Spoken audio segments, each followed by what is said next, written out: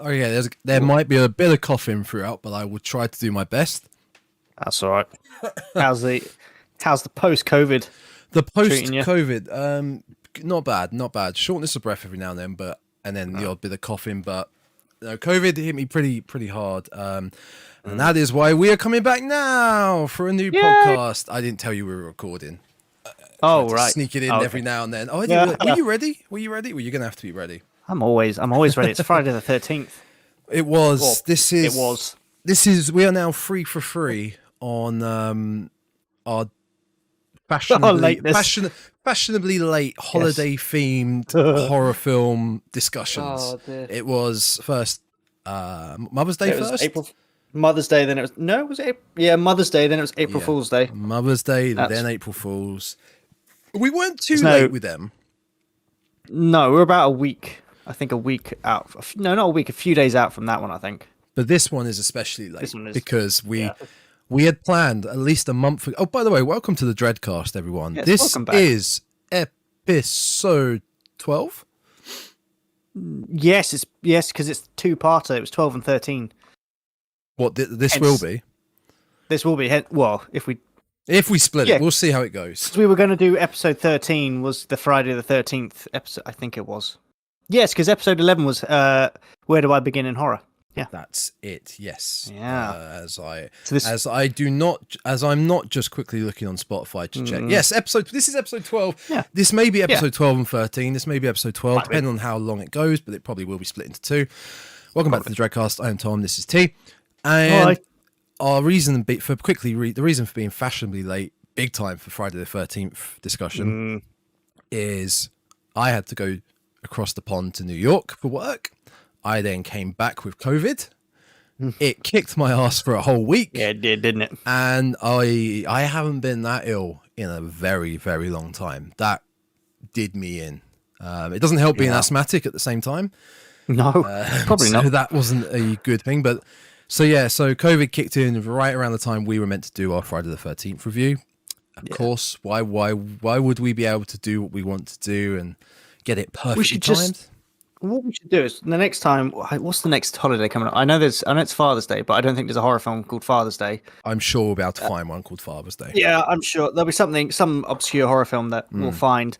What we should just say is if we do find one, is not say it's going to come out on Father's Day, because then it actually might come out on Father's Day. You never know. The world may agree with us and just let us do it. For once. Yeah. Yeah. So my phone cable's wrapped around my leg. So again, we're going to get straight into it. We're coming back with Friday the 13th, but not a franchise review, because we can spread that out over time. That's plenty of episodes. But I mean, what we both agreed on, if we're going to do the first one, you need to do the second film with it. Yeah. You don't need to you could do 3 on its own, you could do 4 on its own, you could do 5, you could do all, but 1 and 2, you have to kind of, if you're going to discuss one, you have to discuss the other with it. Yeah, they're connected because, well, for certain reasons, in the first film, I think when you watch the second film, you're like, spoilerific. I don't think you can say. I think we'll just say this is going to be a spoilerific review because of the end of the first one.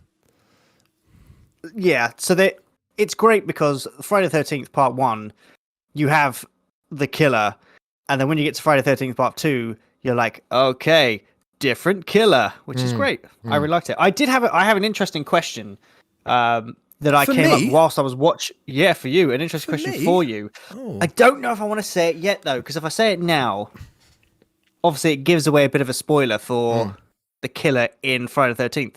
If you haven't seen Friday the 13th and you want to see Friday the 13th Part 1 and 2, go see it now before I ruin things for you, because it does completely remove the storyline if you think about it. Okay. If you know who the killer is before you see it.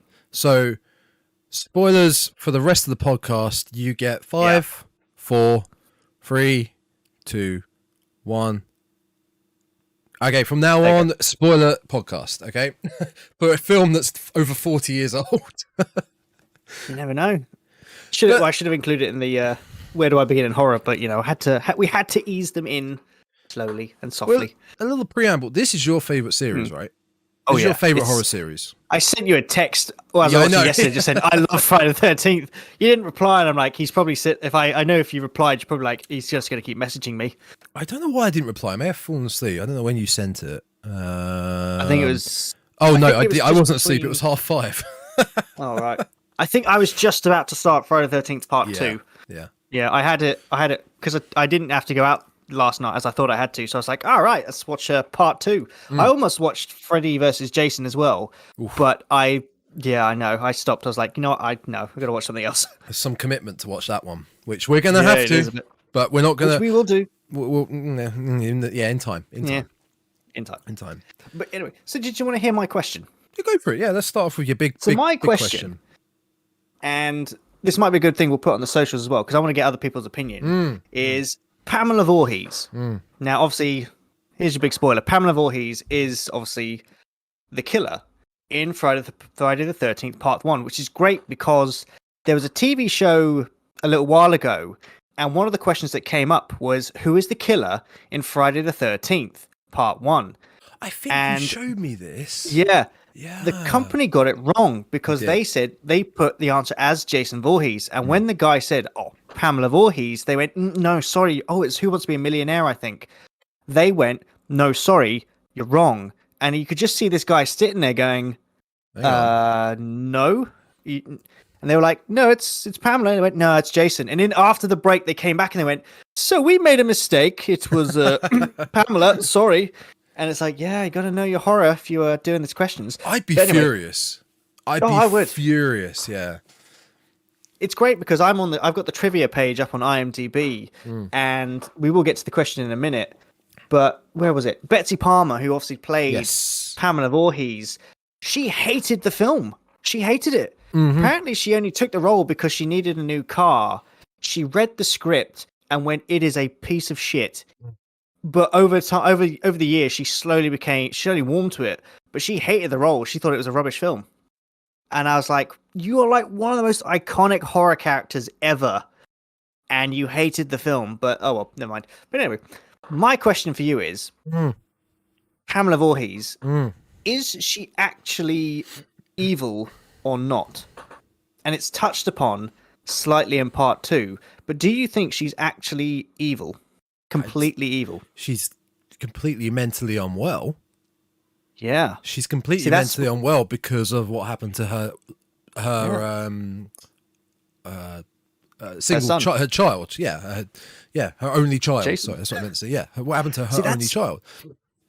And that's why when I rewatched this is one of the things that I missed, is the more I was looking at, especially when she's describing at near the end of the film to Alice about, her son, I was sitting there and I was like, she's a bit 50-50.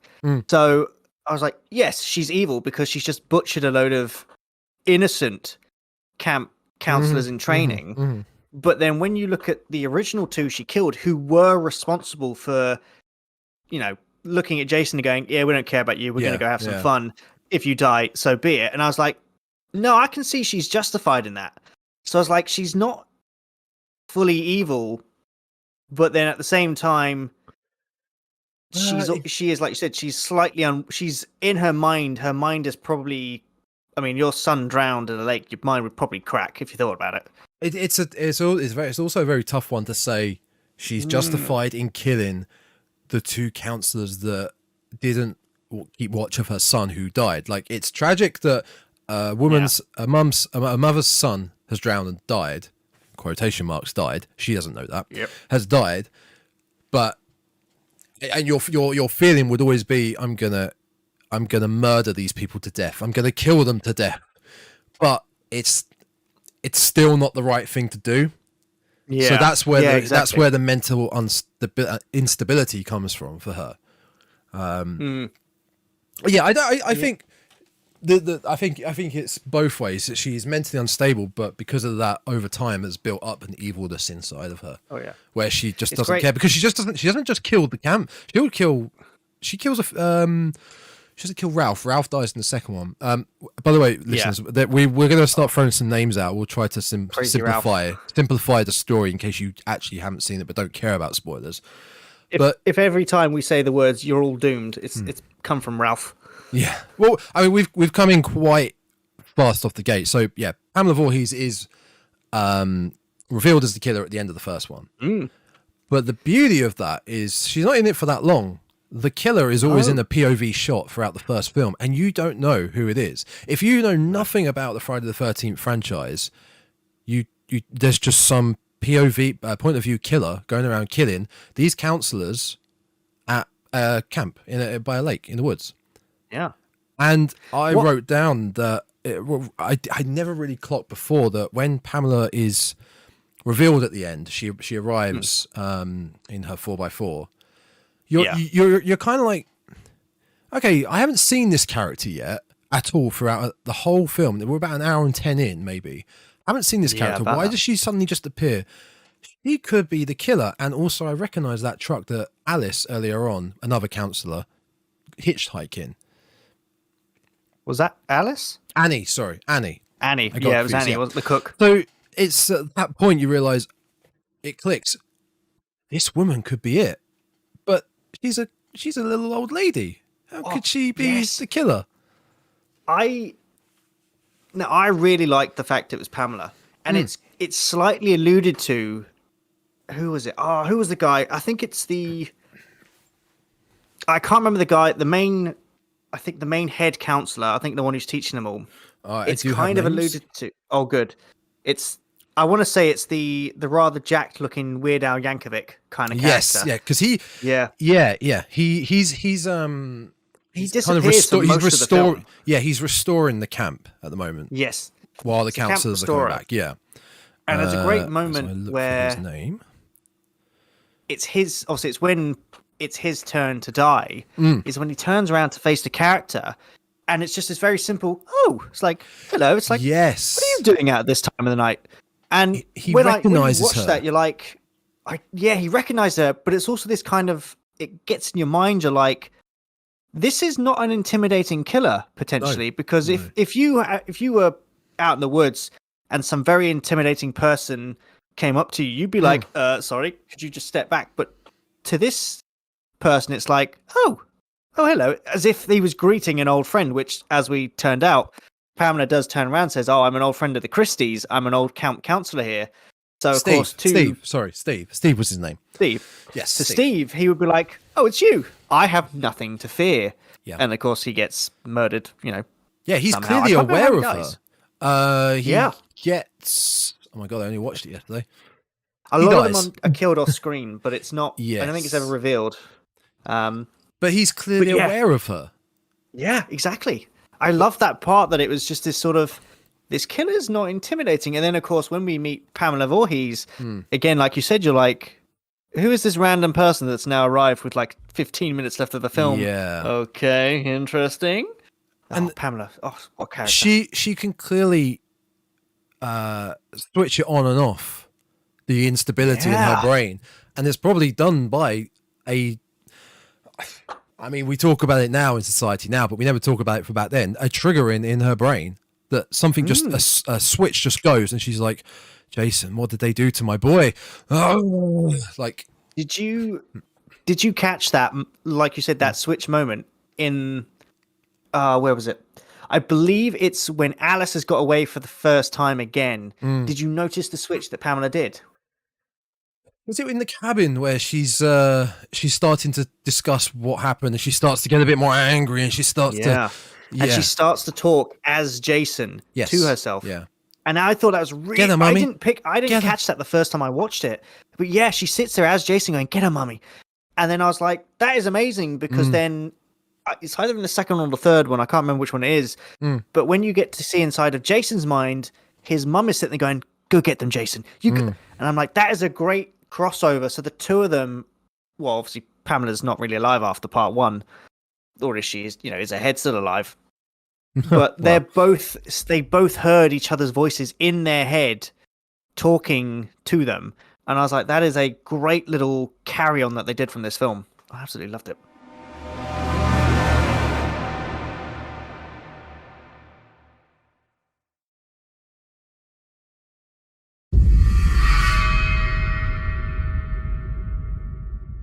I wanted to look up Sean S. I wrote down Sean S. Cunningham, and I can't remember why I wrote down the director. I think it was because his son. Well, he was actually the producer. Sean. Okay. I believe Sean S. Cunningham was the producer. Famed for before this, The Last House on the Left, which is is quite a. I don't want to use the term rough film, but it's a rough film. Last House on the Left. It was a bit, wasn't it? Oh no, sorry, he did direct it. I thought he produced it. No, he did direct part one. He was actually involved in quite a lot of them. Yeah. He's involved in. You know, as I pick up my big Bible of Friday the 13th, Crystal Lake Memories, I tried going through this for this particular episode that we're doing right now, but it kind of felt like I was at a library doing research for a dissertation, and I didn't want to get too stuck into this book and start taking notes of, quotes and stuff that I've read. It wouldn't have felt authentic enough. So I think watching the films was enough to get my own opinions out, at least. Oh, okay. Yeah, I remember why. Because I remember I wrote this down because Noel Cunningham, his son, was also involved in the Friday the 13th series. So he was involved. He was one of the opening. He made a cameo in the opening shot of Friday the 13th, playing one of the sleeping campers. So he was one of the kids in the film. And then years later, he returned to the franchise as the assistant editor on Jason Goes to Hell and Jason X, which is a film that, is weird. Let's ignore that. Jason Goes to Hell is also very weird. Yes, it was. I remember seeing that, and I was like, the parasite. I don't know what's happening. Jason being a parasite. That's actually, I would put that as more unique than Jason X. Jason X is what it is, but Jason Goes to Hell is a very unique Friday the 13th film. Oh yeah, I like the fact that when they made Jason X, Jason is obviously alive again in Jason X, and obviously they killed him off in Jason Goes to Hell, which was supposed to be again one of the final films in the franchise. Well, that was before Jason X. Jason Goes to Hell. Yeah, so he dies. I think he's obliterated at the end of Jason Goes to Hell. There's nothing left of him. He melts at the end of Jason Goes to Manhattan. Oh, he does a bit, doesn't he? In the toxic sewers of New York City. Yeah, and they at the beginning of Jason X, he's been resurrected somehow, and they were like, "Oh, we don't know how." He's chained up in a facility. Yeah, and it was only after they made Freddy vs. Jason were they like, "Oh, this takes place before Jason X, so that's how he was revived." It's like, no. No. Yeah, currently there is nothing onwards from Jason X of futuristic cyborg armor, dope-looking Jason who flies in on. He's now on flies Earth like 2. Earth 2, yes. Yeah. I mean, I would love to see a continuation of that. Oh, it'd be great. It would be so bad. It would be great. Oh, yeah. Yeah. I mean, they effectively killed off the franchise at that point in time. Oh, completely. Because they were like, he's now on Earth 2 somewhere. The year is 2455. He's probably the last slasher alive. I mean, apart from, Freddy, who's a dream demon, so he could still be alive in the same universe as is now apparently canon. But yeah, then it's like, well, you would either have to go back in time to when he's still on Earth 1, or do some new weird reboot after the reboot, which didn't do too well, let's be honest. Yeah, I don't know, because obviously they have the big Friday the 13th lawsuit that's going on. Oh, that's never going to end. That's ridiculous. Yeah. And unfortunately, that's also the reason why there is no new films, and Jason can't appear in anything. Dead by Daylight, because neither of the two parties will allow the other one to actually do anything with Jason. So he's effectively, and it annoys me, we will probably never ever get another Jason film until they can work out who actually owns the character. I think never say never, but it's going to be a long time. It will be a very long time. He's kind of in limbo. He's in that limbo between part 4 and part 6. He's, I was going to say he's cryogenically frozen. He's still stuck at the beginning of Jason X. Yeah. Oh, back to the first film, like when we were talking about Pamela, I I was watching it. Obviously, it's a POV shot. The whole, for the most part, and you don't know who the killer is. If you're so new to if you're new to the franchise, you don't know who the killer is. It's just a POV shot of someone slowly chopping away at these innocent. Side note: Innocent Counselors Part 1 and Part 2 made me really reconsider the fact that most of these people aren't that annoying, which is quite a rare thing for these sort of slashers. They're not. They like to joke around, but they're not annoying. I want to say young adults. They're not the now stereotypical horror teenager, which is you just cannot wait for them to die because you hate them. They're really not. Them. And I actually had a note of that, and I think it was more in. It was either in my Part 1 note or my Part 2 note. Oh, it was my Part 1 note. There's a lot of lore around actually the counselors. And you get to know more about these people. And I was sitting there going, these are characters that have actually been thought out.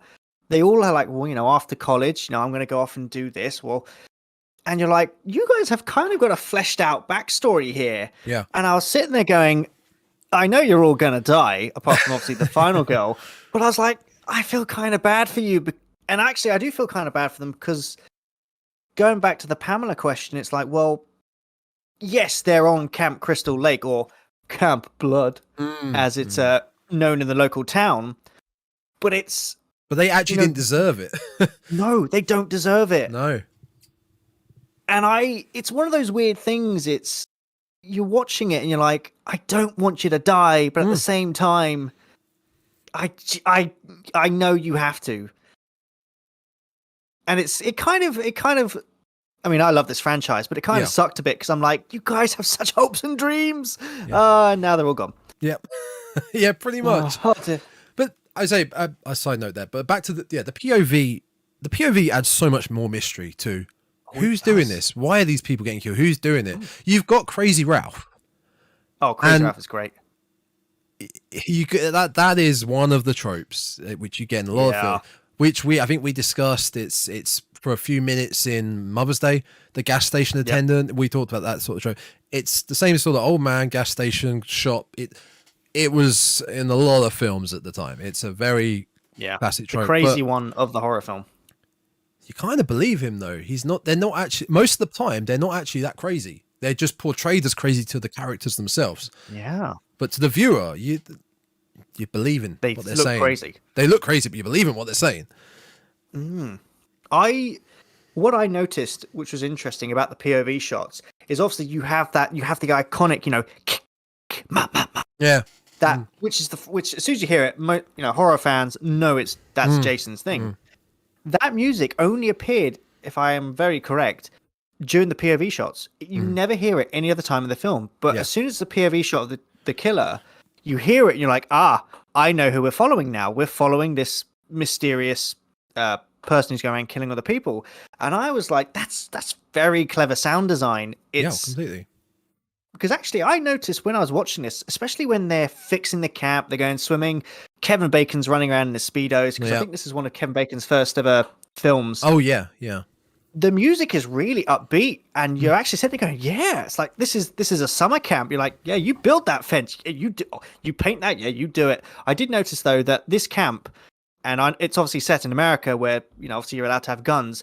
This camp has almost got an arsenal that you see right at the end of the film when Pamela's having a final fight with Alice. Yeah, she gets the rifle. They're in a room and there's like 50 shotguns on the wall. Yeah, and I was like, this is a summer camp for kids. And I know there are bears, but you don't need 50 shotguns on the wall. Second Amendment.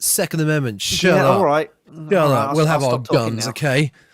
I think literally my note was, how many guns do you need?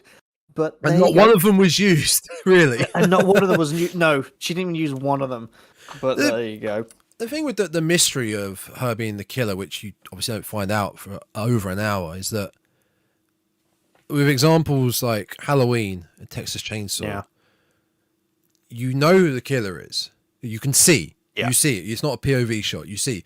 You kind of know their MO, kind of. You get the bit of I would say with Michael Myers, you get a bit of the backstory. He lost it at 6 years old, killed his sister, went to a mental asylum, lost it, right? With a POV shot as well. There you go. With a POV shot, yes, yeah. But when he comes back, he's not, for the most part. There are some. So he's just lost it. Leatherface is, again, not all there, crazy family, somewhat of an MO. But with this, you don't know who the killer is. You don't know why they're killing. It keeps you hanging on, and it's genius. I think it's genius. Actually, it's great because you don't actually find out any of the reasoning. No. Until I think it's literally like there's only Right 10 minutes left of the film. Yeah. And that's when Pamela arrives and she reveals all. You're like, I have waited the entire movie for this. It's like, I need to know why these people are dying. And obviously it's great because there's a little mythology within the mythology of the Friday the 13th where I don't know who brings up first. It might be Crazy Ralph, or it might be it's the guy that drives Annie to the woods. Who is he? Yes, I know who you mean. I can't remember his name. Truck driver. Yeah. And that's actually. I'm glad you brought her up because I got something about. Oh yeah. No, you go. Go on. No, okay, I'll go. What was I going to say? Annie. It's the mythology. And obviously she's met Crazy Ralph and he said, you're all doomed. If you go there, you're all going to die. She's like, very funny. And I did like, this was another interesting thing, was it also kind of started that now classic horror trope of the stupid teenagers not listening to locals, because there's a great moment between Annie and this guy where he explains that, years ago, actually, no, it wasn't too many years ago. I think it was only about 2 years ago, before the events of Jason drowning happens. I believe it's about 2 years before this story takes place. So everything is, very close timing. And he says, Jason died. And then it was a couple of years later after that, 2 of the counselors were murdered at the council and no one knows what happened to them. That's why it's called Camp Blood, or nicknamed Camp Blood. And she's like, I don't believe in ghosts. We're going to go there anyway. And he's like, well, I would advise you not to. She's like, yeah, well, whatever. And that's when he looks at her and goes, you're a bit of a stupid kid, aren't you? She's like, yeah. And I was like, that is the start now.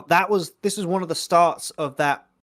It's annoying in horror films nowadays, it's got to be said, where most of the teenagers die in horror films now, you are looking at them going, if you go through that door where you can clearly hear the killer's behind it, you are as dumb as a brick. It's the lack of common sense. It's the lack of common sense. Complete lack of common sense. If I turned up to a camp somewhere and the guy was like, yeah, literally a year ago, so many people were butchered there. They never found the killer. No one goes out. I'd be like, yeah, cool. Just turn the car around. I'm going home. Yeah. And the fact it's a camp. It's in the middle of nowhere. Yeah. I'm out. I'm done. Yeah, no. I've got a ticket that I can get on. I'm out of it. The thing I was going to say about Annie is that Annie, simply put, Friday the 13th, group of counselors go to a camp. And I think, like we said, they start getting picked off one by one by a mystery killer. Okay. One of the first counselors we are shown is Annie, and she's in a very small town outside of the camp, the lake, about maybe half hour away. It's not really something like that. It's not really talked about. She is the first one we see, and she's kind of hitchhiking. She's traveled and made her way there somehow. Well, before Annie, we get the prelude of the killing of the 2 counselors. Yeah. We get the opening crawl, we get the credits, and then boom, we're into the film. We're into the story, and that is where we meet Annie. And normally, if you go like that, by that step by step to then get to Annie, that would be, okay, here's our main girl. Here's potentially our main protagonist. She lasts maybe half hour, 20 minutes, half hour.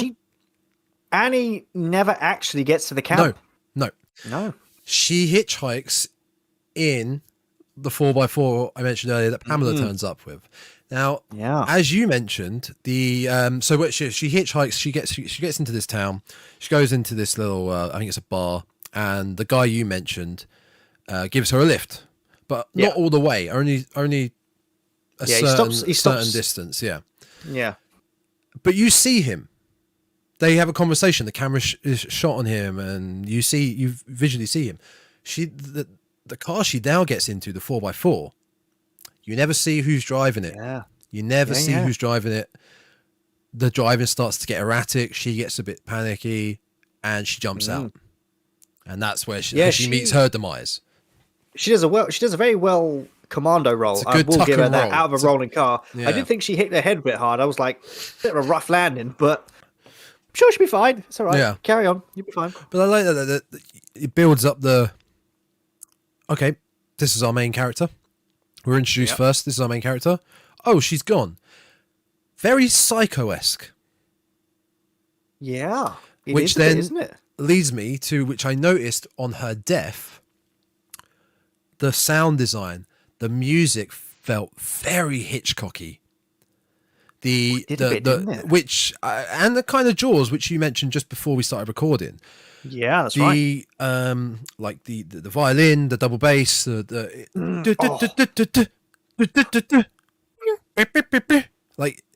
it felt very Hitchcocky, and I noticed that on her death. You have to give it to. Obviously, nowadays, people, got the sound desks, people can create anything. But I love the fact that, especially in horror films, if you can get like a great amount of classical music, classical instruments are great for creating suspense because, like you said, they have the double bass, the violin, whatever it is. I'm going to sound really ignorant here. Is it the string instrument group? Yes, the string instrument. That's why I started trying to just name the instruments themselves rather than the group. I believe it's the strings. The yes. Strings. I'm going to quickly. Yeah. And again, it's like you said, keeping with the sound design, like I said just before we recorded, the moment where a few of the counselors are in the water, I can't remember what they're doing exactly. I think they're just swimming around, but you get that and I was listening to going, this is Jaws. That's definitely Jaws. Yeah. That's an allude. I don't know if they directly. They obviously wouldn't have directly copied it because obviously that's It's heavily inspired, probably. But it's heavily influenced by Jaws. Yeah. And I reckon, hopefully they did that because, obviously, Jaws, when it came out, it was 1975? No, a bit later, 1970-something. And it became the first... Jaws is the first summer blockbuster of all 75, time. Well done. 1975, there you go. It was the first blockbuster of all time. People thought it would be terrible, and people flooded to see it. And I so hope that especially emerging horror fans, when they went to see this one, went, "Oh, that's Jaws." Oh, yeah. And I hope they kind of did that. Maybe it was the shark in POV killing them all along. Yeah. That would have been great. I did notice, and let's going to the camp. I thought it was a really unique. I don't know when Slayaway Camp came out. I think it was a little bit late in the Friday the 13th. Sleepaway Camp. Yeah. I think that was late 80s, wasn't it? No, is that not what you're talking about? No, I'm actually just referring to summer camps in general. Oh, okay. I thought you were getting the title Sleepaway Camp wrong by calling it Slayaway Camp. I did. I called it Slayaway Camp. Yeah, okay, right, yeah. I had to call you up. Okay, I did get it wrong. Okay, there we go. It's Sleepaway Camp. Man, Sleepaway Camp is fantastic.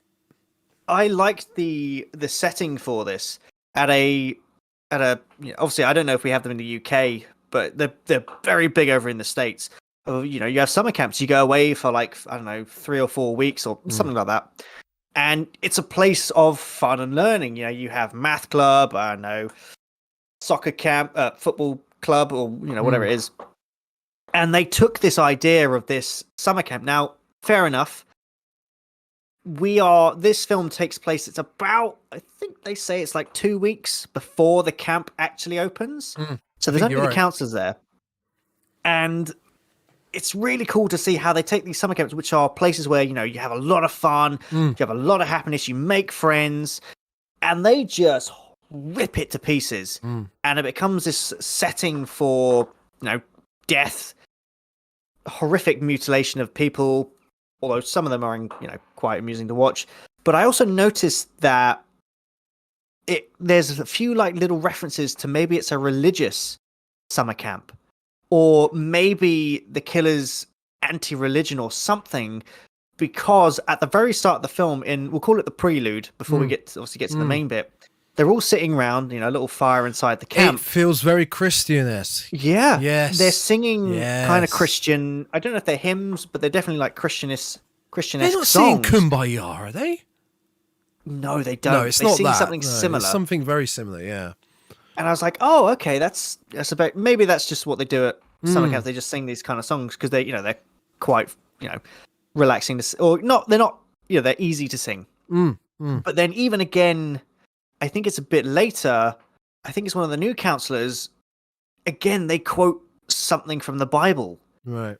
And I was sitting there going, it was very well done that they're kind of like, oh, let's throw in these little religious elements here just to see if we can throw them off the scent. Maybe they're like, oh, okay, this is maybe someone who's been to one of these camps and maybe they hated it and now they're coming back, or maybe the killer just doesn't like religion and that's the reason he's doing it or something. But I really like that. I like the whole... It was also touched on in Fear Street as well. I think it's Fear Street Part 2, which is very much a kind of a tribute to Friday the 13th, where they all go to this summer camp and then a killer turns up and they're all trying to survive. Obviously, that's, you should definitely watch Fear Street. That is great. I like that film. Yes, I've been recommended that by someone else. Yes. Yeah. Oh, I don't think Part 3 was up there, but Part 1 and Part 2, whoa. Okay. What films? I'm glad you brought up Sleepaway Camp because I don't know this for certain, but I do know, like, obviously Friday the 13th 1, it was a Paramount Studios film, and Paramount, obviously one of the biggest movie studios in the world. That's a big difference compared to 2 years earlier of a little indie horror flick made for a couple of $100,000 called Halloween. Yeah, Paramount they take a chance on this. And it became the highest grossing film. The highest grossing horror film of 1980, which is why, and it spawned so many sequels and so many other camp killing slasher films, such as Sleepaway Camp, which I believe 1983 for Sleepaway Camp, which got a sequel to that, which wasn't very good. The sequel to Sleepaway Camp, the ending of Sleepaway Camp is incredible. If you haven't seen Sleepaway Camp, watch Sleepaway Camp.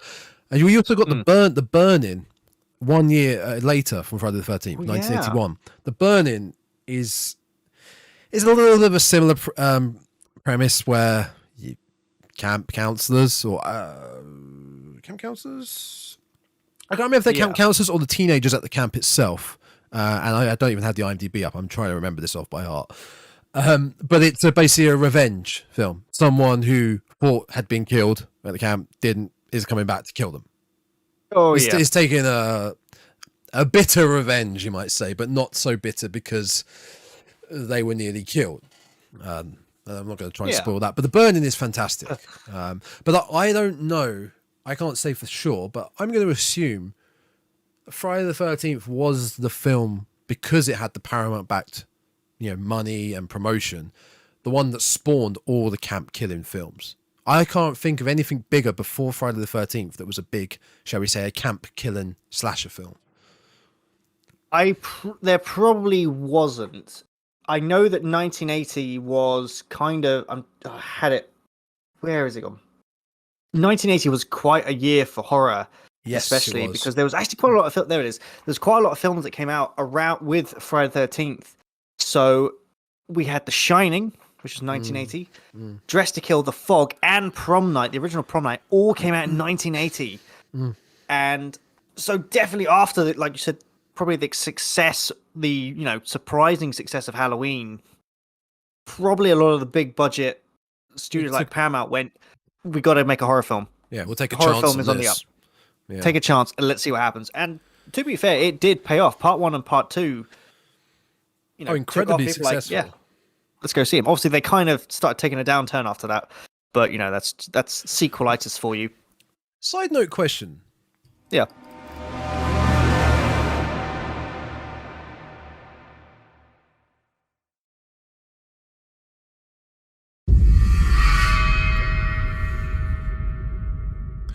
So that's how we leave them in suspense on this podcast. You ask a question, then you stop it. Good way to do it. And we're back. It's not really that big of a question, but basically, like when we talked about how you got into horror, I vividly remember discovering Friday the 13th, not through Blockbuster, maybe through Blockbuster, but not predominantly through Blockbuster. It was when I was younger. Here we go, kids. Getting used. No. Here we go, kids, that if you listen to this and you're younger than us, when I was younger and I was just getting used to the internet, just learning how to use it, learning how to use Google, And at school, I think you've probably been on this many times. The website rotten.com. I have no idea if it's still a thing. We all went through rotten.com. You're seeing if it's still live, yeah? I'm going to have a look now. Okay, yeah, check it's still live. Rotten.com was kind of like the not safe for work subreddit as a website as a whole.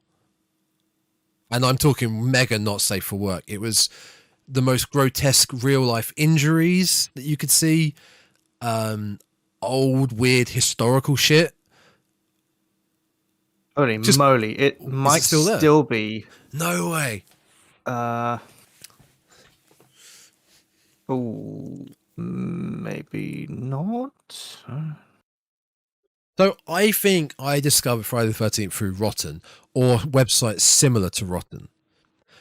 Because... Oh, no, it closed down in... apparently it closed down in 2012. Its I'm not front page was surprised. archived in 2018. It's been gone for a few... It's only been gone for a few years. I'm not surprised. We have Reddit now. You can just find shit like that on Reddit. But I think if I remember finding articles on websites like rotten.com that would be the sort of clickbaity articles you get nowadays, like violent films you must see, and they'd be like, of course, like someone like us would be like, yeah, I gotta see this. And it would be text, and the odd pictures. But the odd pictures would be some of the deaths from, like, say, Friday the 13th. A guy with a machete in his head, you know? Yes. And I'd be like, whoa, look at that, that's gross, oh my God. And I'd be so keen, I had to see it. I had to see these films. But the thing is, I think the difference between, I'm going to keep using them as examples, the difference between Texas Chainsaw Massacre and Halloween and Friday the 13th. Halloween, you think of, you say the word Halloween, you think, okay, trick-or-treating, scary costumes, jump, boo, ha. Like, Texas Chainsaw Massacre, you think, what the fuck? Yeah? Yeah. Friday the 13th, it's more of a down to if you're a superstitious person or not. I'm not. Yeah. Shit like that. So you're like, what is that even going to be really about? Is it just going to be people having bad luck? Is it going to be a proper killer? Like, why is there going to be a killer on Friday the 13th? Is it going to be something to do with a black cat? Yeah. So that gave me a hell of a lot more intrigue and mystery behind wanting to watch it. On top of seeing these images, it's like, what is Friday the 13th and these violent, gory deaths? Like, what's going on here? You know, I actually wrote this down in my notes. If you had a film that was titled Blood, Death, Massacre, okay, I think you know what you're getting yourself into. Oh yeah, easily. Blood. I want to see a film called Blood, Death, Massacre. It's interesting you mentioned that because on Shudder they've released a new horror film. It was called The Sadness. And it was like, there's a new film, The Sadness on Shudder. Oh, that's on my list. I am well into watching The Sadness.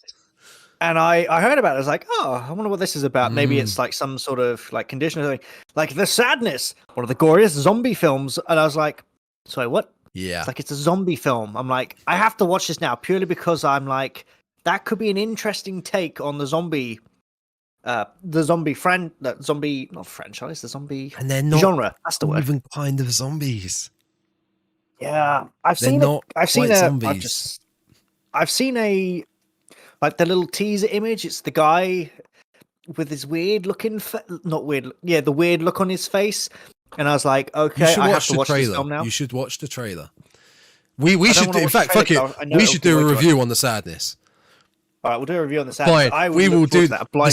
The Sadness is coming soon to make everyone sad. Yeah. Brilliant. Nice. Exactly. I think it's made into this Blood, Death, like Massacre thing. I'm fairly certain I was on Netflix the other day and an advertisement for what was that? The guy with the power drill who goes around killing people? Cheerleader Massacre or something like that. Oh, Slumber Party Massacre. Slumber Party Massacre. I'm fairly certain another that's now on Netflix. Incredible slasher film. Oh, so good. You don't need to watch the second one though. No, just watch the first one. It's just no sense. It's just amazing. I can't actually remember when I actually found Friday the 13th. It's weird. I should know this. I want to say I got hold of a copy of the film somewhere. and watched it legally, of course, because we don't steal films here. Oh, we do. I just googled the other day, watch Friday the 13th for free online. I must admit, I did that. And I found a great website. I'm not going to say the name of it because that probably will get me in trouble. I needed it but now, it has all of them, now. so I was like, yeah, I know. And I'm fairly certain that is what I did. I'm fairly certain I found when torrents were kind of like the Pirate Bay was not blocked by every single person in the world. I'm fairly certain I'd seen or heard about. I think I downloaded like a big horror bundle of films, and one of them was one of the Friday the 13th films, and I was like, cool, let's watch this.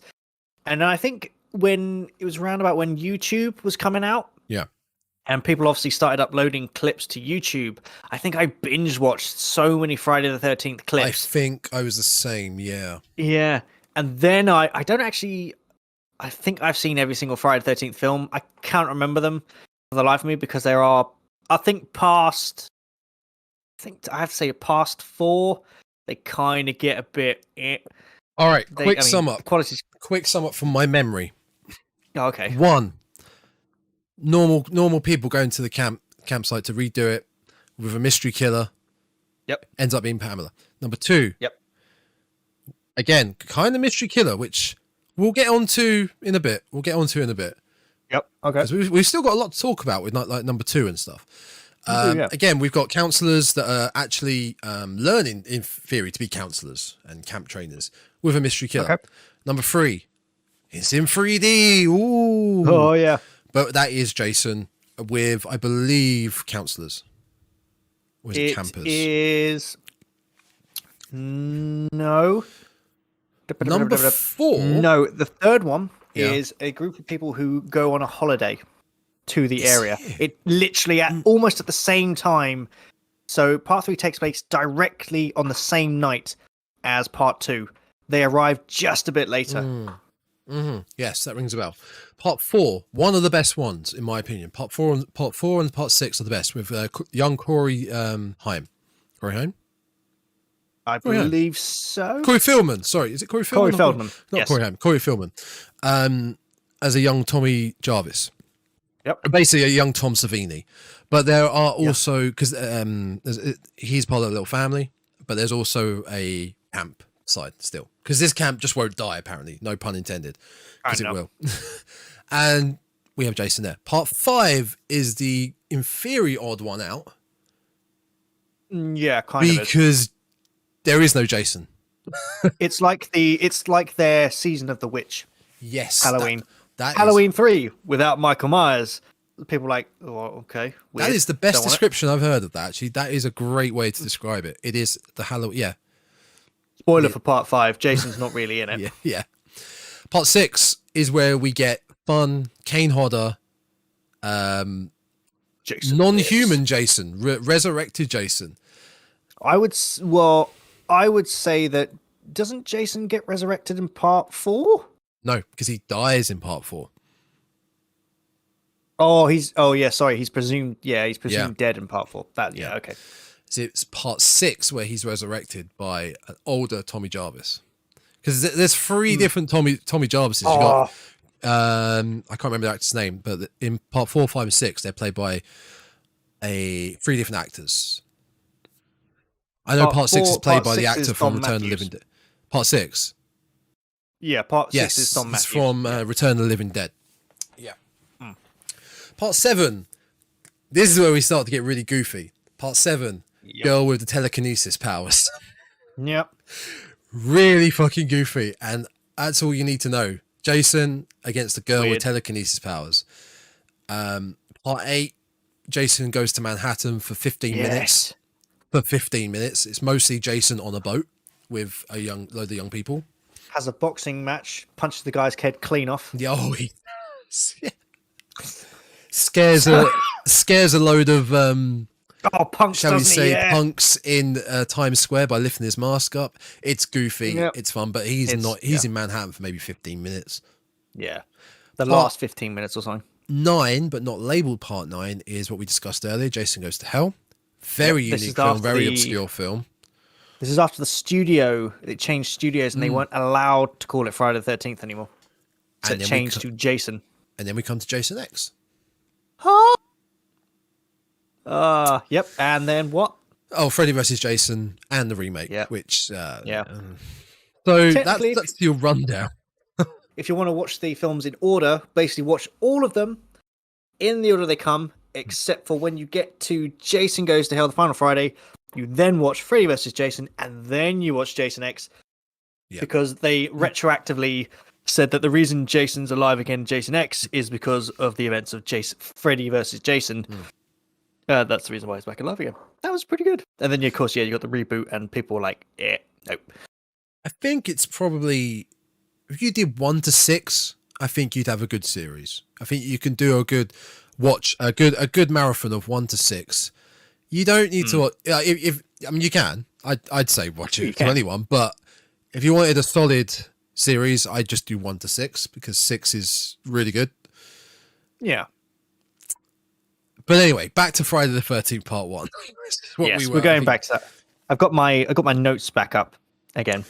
Yes, I got a couple more on Part 1. I say we're not going shot by shot, story part by story. We're glossing over a lot of it. You know, we've talked a lot about Pamela.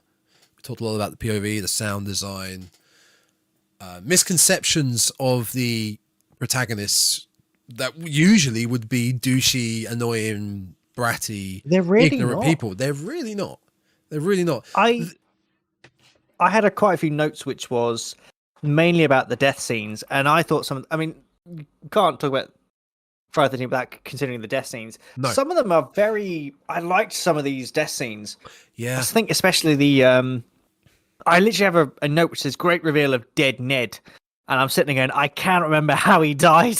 I'd forgotten about half of these deaths, but some of them are quite foreshadowed.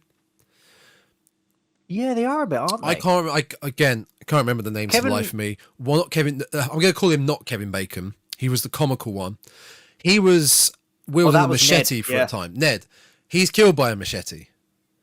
He is. Yes, that's right. He's stabbed. I believe he's stabbed. And also, Kevin Bacon is impaled. Now, Kevin Bacon's death is fantastic. Yep. It's fantastic because it comes out of nowhere. I was spoiled by when I was younger. I vividly remember, this is before I'd even seen Friday the 13th. My dad, I think it was at the point I was going, have you ever seen Friday the 13th? And him going, yeah, there's this death, this horrible death where skewer comes. I'm like, oh, all right. So I never got that reaction of, I got scared. I got a jump scare when it came, but I was like, oh, that's what he was talking about. If you're watching that for the first time, that really comes out of nowhere. Oh yeah, it does. Yeah. It's interesting. I think Ned was on top of the bed. I remember now. It's really amusing because it's Kevin Bacon's character and I think his character's girlfriend. They obviously go to their bunk. They're making like, whoopee. We're going to turn off the lights. We're going to have a little fun time. Big whoopee. They are, big whoopee. They are well unaware that Ned is dead on the bunk bed above them, and I literally, it's just the camera. They're underneath it. The camera just pans away, and there's just Ned just staring up in the sky, completely. Obviously, he's been stabbed to death, and they're just underneath him, going, "Yeah, let's have some fun here." I was like, "Oh no, that'd be horrendous." You're also still not aware that it's Pamela being the killer. No, and I hate to say this, but without knowing who the killer is, you're going to assume it's a male. Right? I believe they did design it that way. Yeah, you're going to assume it's a male. We get a few shots of like the killer's hands and his feet and things, and they deliberately had a man do it to give the impression it was a bloke. So when the reveal of Pamela happened, you're like, it's not okay. This is actually not elderly lady. It's actually a lady who did this. Middle-aged woman. Middle-aged woman, yeah. But it's a bit like... So Kevin Bacon's death, he's laying in bed and suddenly, very quick, a hand comes out of the bottom of the bed and on top of his forehead, holding his head down. Yep. That's going to take quite a bit of strength to hold him down with one hand from in that angle under the bed, I think. See, I would say yes, but I would say that actually, because one of my notes is Alice is the first one who actually becomes aware that they're being killed. Yeah. But she only realizes when all the other counselors are actually dead. Mm.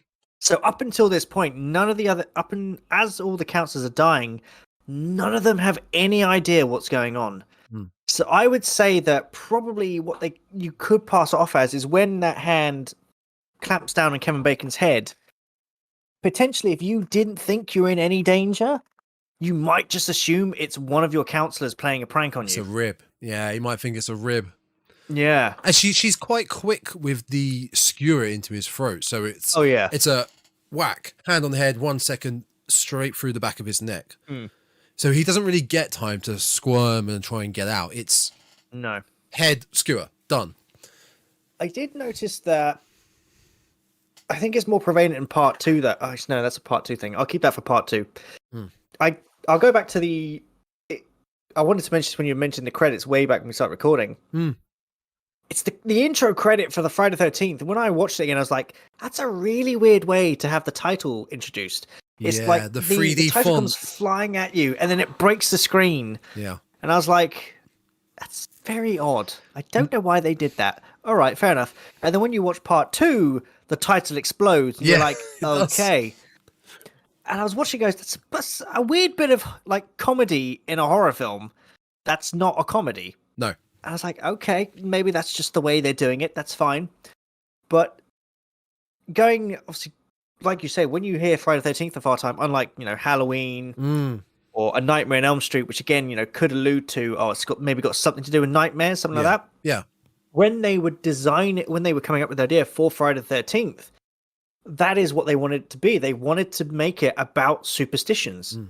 So every film was a new superstition.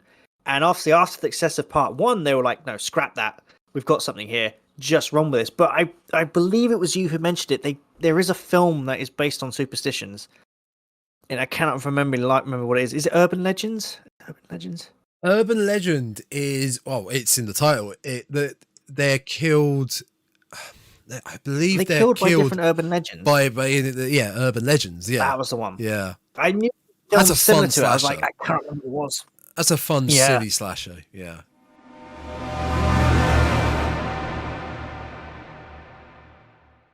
To be continued in episode 13. And you can also find the Dreadcast simply by searching the Dreadcast on Spotify, Apple and Google Podcasts, Podbean, Amazon Audible, and YouTube.